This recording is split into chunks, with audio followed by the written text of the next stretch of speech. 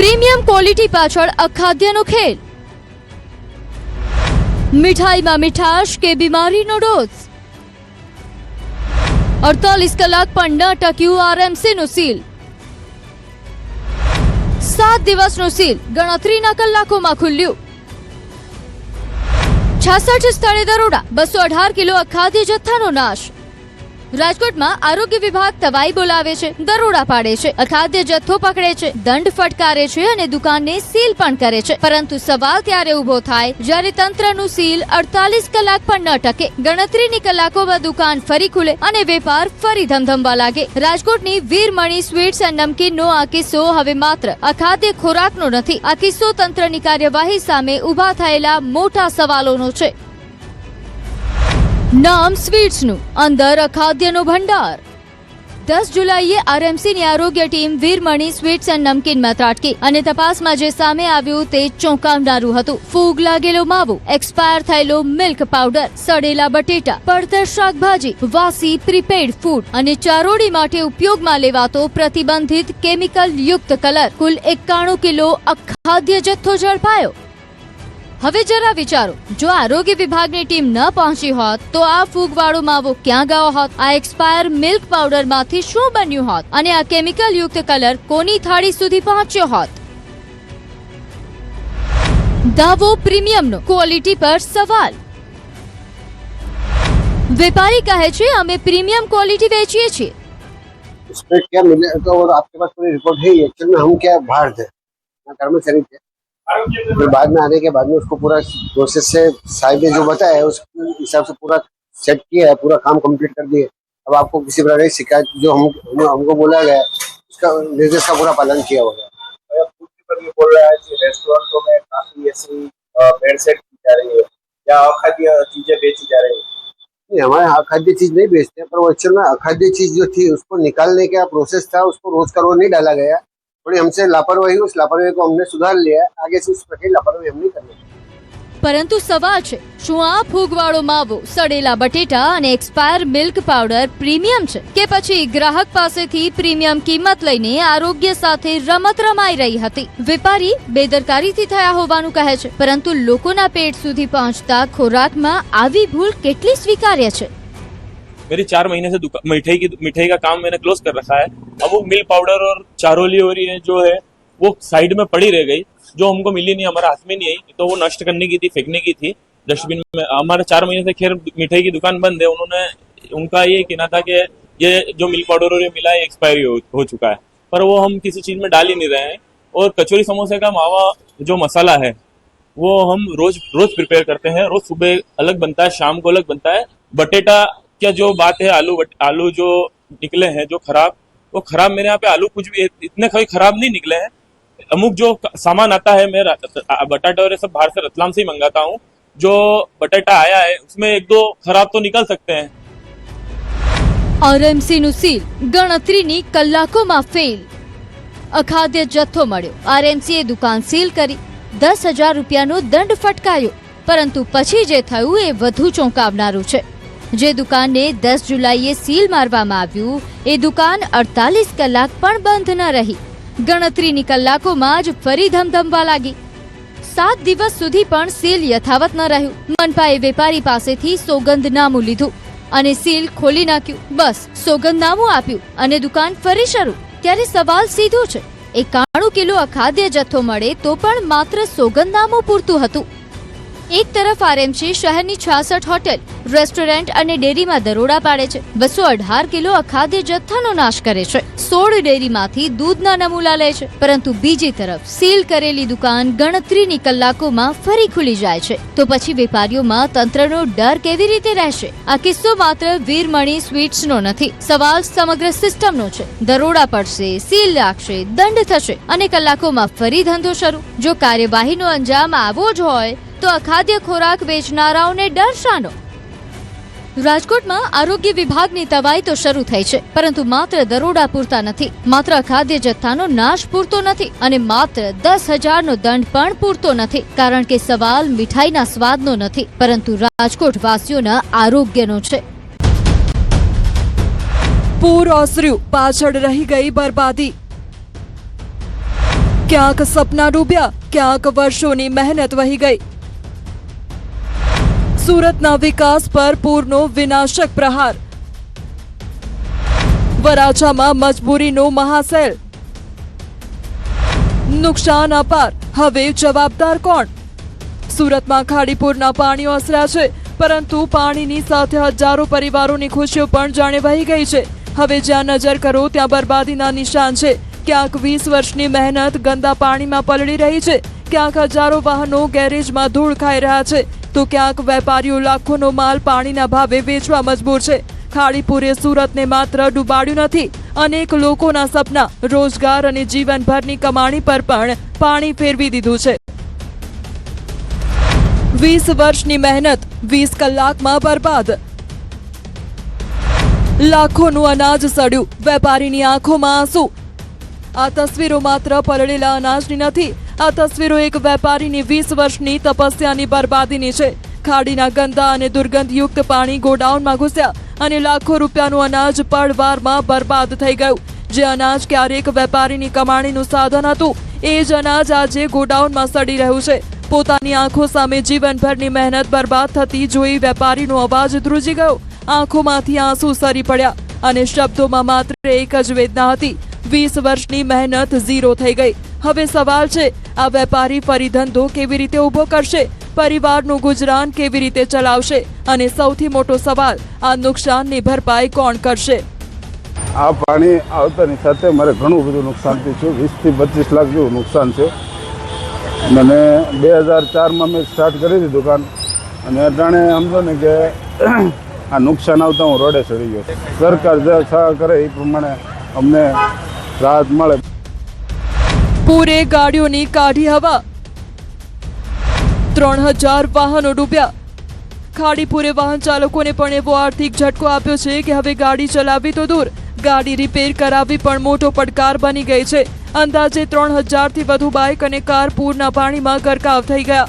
પાણી ઓસર્યા બાદ હવે શહેરના ગેરેજોમાં જાણે વાહનોનું પૂર આવ્યું છે. ક્યાંક બાઇક ટેમ્પોમાં લવાઈ રહી છે, ક્યાંક કાર ટોઈંગ વાનના સહારે ગેરેજ પહોંચી રહી છે. એન્જિનમાં પાણી, ECUમાં ખામી, સેન્સર બંધ, વાયરિંગ શોર્ટ. પૂરના પાણીએ વાહનોના એક એક પાર્ટને નુકસાન પહોંચાડ્યું છે. સ્થિતિ એવી છે કે ગેરેજમાં 1 મહિનાનું વેઇટિંગ છે. સ્પેર પાર્ટ્સ મળતા નથી, મિકેનિકો પર કામનો પહાડ છે અને વાહન ચાલકો સામે સવાલ છે, લાખો ખર્ચીને ગાડી રિપેર કરાવવી કે પછી ગાડીને ભંગારમાં આપી દેવી? એ કરે લાઈન 50 થી 60 ગાડીઓ એ કરે લાઈન ઉપર ઊભી હતી અને ચાલુ કરવાની ગાડી હતી. બધી ગાડીમાં એન્જિનમાં પાણી, ફિલ્ટરમાં પાણી, પ્લગ પાણી અને પાવર બંધ થઈ જતો હતો. અને એવી પરિસ્થિતિ થઈ હતી કે ઘણા માણસો હેરાન છે, નાના માણસો, મોટા માણસો, બધા માણસો હેરાન બહુ થયા છે. આમાં એ હિસાબથી ગાડીઓ ડૂબી છે અને અત્યારે વર્કશોપ પર જે હિસાબથી ગાડીઓ આવેલી છે એની અંદર એન્જિનમાં પાણી, ગાડીની અંદર પાણી, ગાડીની અંદર ઘણી બધી જગ્યાએ એવી બધી જગ્યાએ પાણી ચાલ્યા ગયેલા છે કે અત્યારે એ ગાડીઓની અંદર સાફ સફાઈ ચાલે છે. સાફ સફાઈ કર્યા પછી એન્જિનમાંથી પાણી નીકળશે, બધા સેન્સરો સાફ થશે, પછી ગાડી ચાલુ કરવાના પ્રયત્નો ચાલુ કરશે. 100નો માલ 10માં, 500નો માલ 50માં. વેપારીઓનું લાખોનું નુકસાન.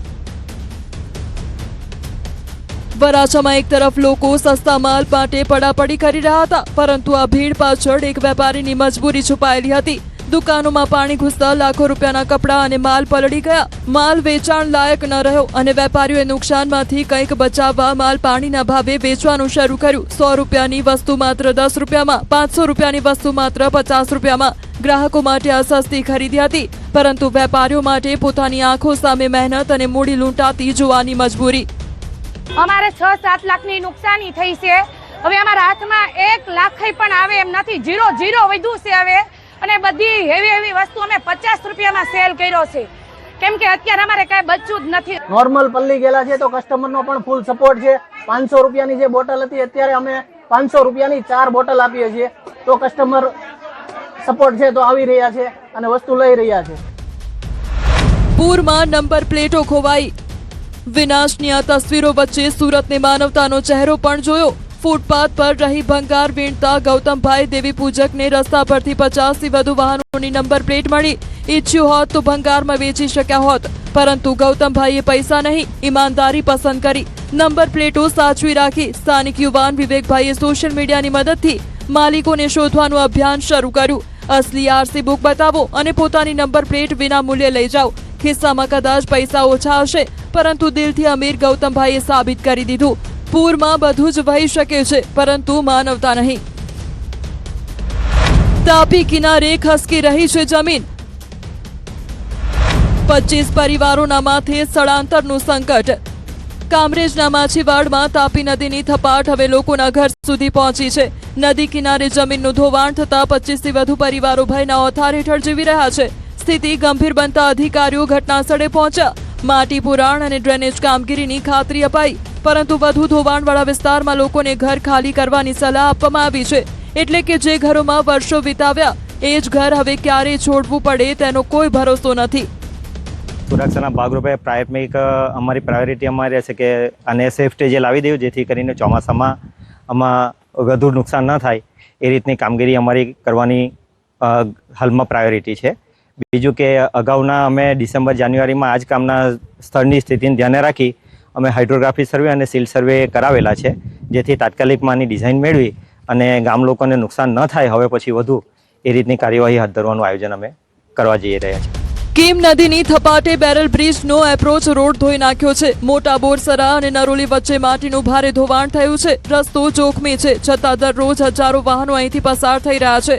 વધુ એક વરસાદ, વધુ એક ધોવાણ અને મોટી દુર્ઘટના સર્જાઈ શકે છે. સ્થાનિકો તાત્કાલિક સમારકામની માંગ કરી રહ્યા છે. હવે જોવાનું એ છે કે તંત્ર દુર્ઘટના પહેલા જાગશે કે પછી દુર્ઘટના બાદ દોડશે.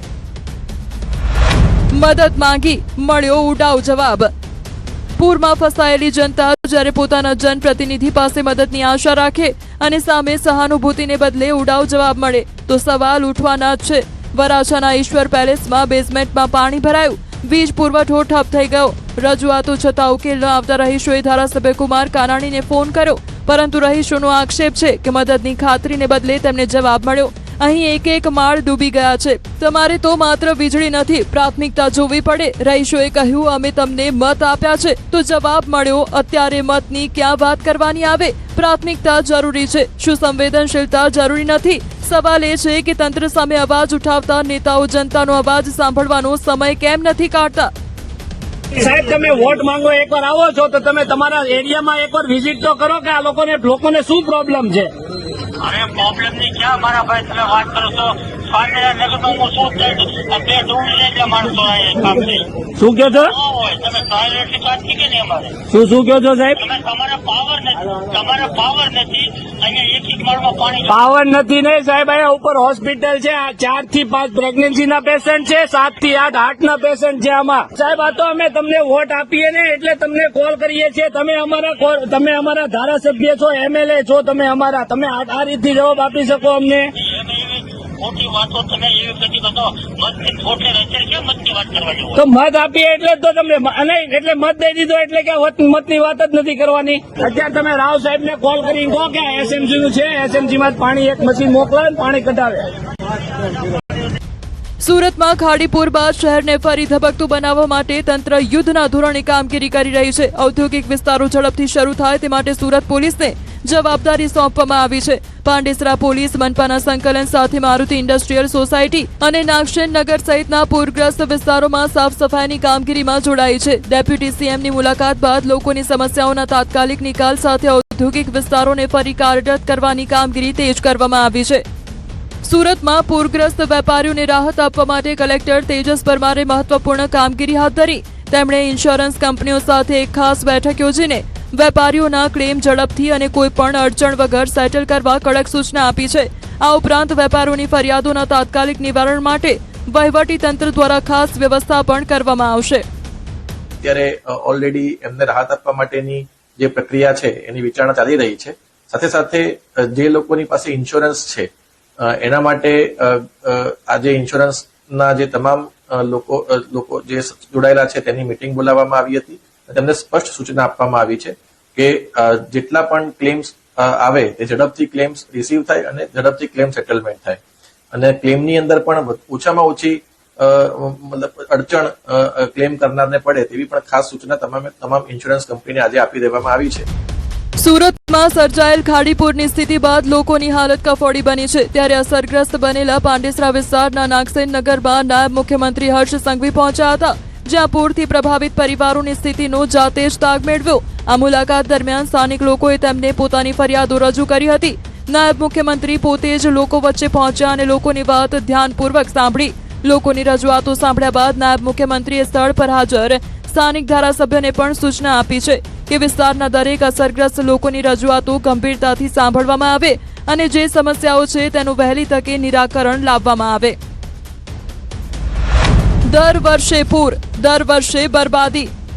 સવાલ વર્ષોથી એ જ છે, સુરતને ખાડીપુરમાંથી કાયમી મુક્તિ ક્યારે મળશે? ત્યારે અર્બન ફ્લડ પર 3જી PhD પૂર્ણ કરનાર વૈજ્ઞાનિક ડોક્ટર પંકજ ગાંધીએ સુરત માટે વૈજ્ઞાનિક ફોર્મ્યુલા સૂચવ્યો છે.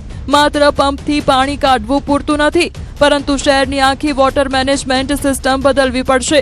IUWM મોડલ એટલે વરસાદી પાણી, ખાડીઓ, ગટર, ભૂગર્ભ જળ અને પાણીના પુનઃ ઉપયોગનું એકસાથે સંચાલન. ખાડીઓ પહોળી અને ઊંડી કરવી પડશે. નદી અને ખાડીના સંગમ સ્થળે હાઈ કેપેસિટી ફ્લડ ગેટ્સ લગાવવા પડશે. આધુનિક પમ્પિંગ સ્ટેશન ઊભા કરવા પડશે. ઉકેલ વિજ્ઞાન બતાવી રહ્યું છે. હવે સવાલ માત્ર એટલો છે, તંત્ર તેનો અમલ ક્યારે કરશે? ખાડીપુર આજ દિન સુધી 4 દિવસ થયા પણ ઉતરતા નથી. એનું મુખ્ય કારણ છે કે ખાડી કિનારે કરવામાં આવેલું illegal encroachment for the urban development of apartments and societies. એટલે ખાડી કિનારે કયા પ્રકારે ગવર્મેન્ટે પ્લાન પાસ કર્યા છે ખબર નથી, તો આ પ્રકારનું ઇલીગલ કન્સ્ટ્રક્શન ખાડી પુરાણ કરીને કરવામાં આવ્યું બિલ્ડરો દ્વારા. એટલે ખાડીની જે ઓરિજિનલ વહન ક્ષમતા છે તે ઓછી થઈ ગઈ છે. જો સ્લુઇસ ગેટ વાલ્વની ટેકનોલોજી સ્કાડા ઓપરેટેડ સુરત સિટીમાં મૂકવામાં આવે ખાડીઓ ઉપર, તો કેટલેક અંશે જે ક્રીક અથવા તો ખાડીઓની જે પૂર આવે છે તેનાથી આજુબાજુની સોસાયટીમાં ડેમેજ થતું અટકાવી શકાય. ખાડીપુર બાદ તંત્ર એક્શનમાં આવ્યું. નુકસાની મુદ્દે રિવ્યુ બેઠકમાં કરાઈ ચર્ચા. 72 કલાકમાં રાહત કામગીરી તેજ કરવાની હર્ષ સંઘવીએ આપી ખાતરી. તો નુકસાન નોંધાવવા ઓનલાઈન પોર્ટલ શરૂ કરાશે.